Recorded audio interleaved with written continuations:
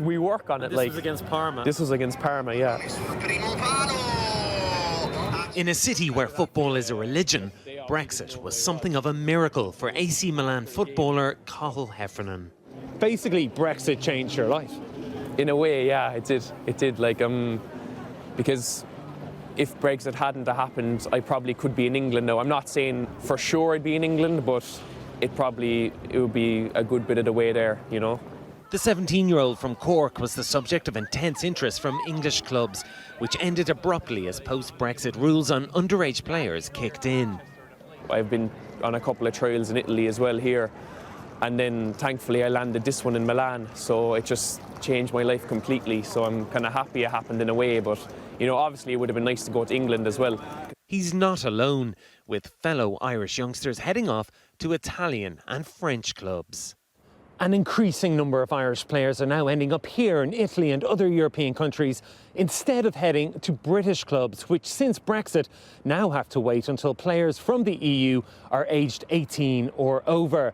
And that puts those clubs at a distinct disadvantage.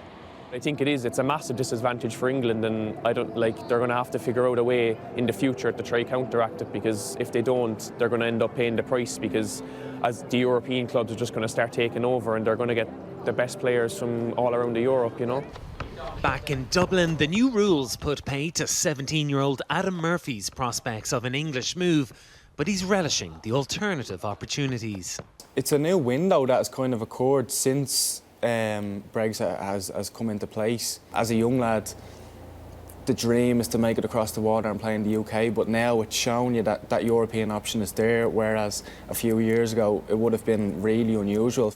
A leading academy director here says Brexit has been a game changer. The clubs in Europe are actually realising that there's a market in Ireland, and those clubs that would have accepted that, it would have been normal for Irish boys just to go over to the UK, same language, same culture, same food, are now seeing a massive gap in the market, because we're still producing excellent players in this country, and if they feel they can get them a little bit quicker at 16, they have one up on the clubs in the UK who have to wait till they're 18. And that's because of Brexit? That's because of Brexit. Now Irish clubs are retaining their best young players for a season or two longer, but that brings its own education and welfare challenges.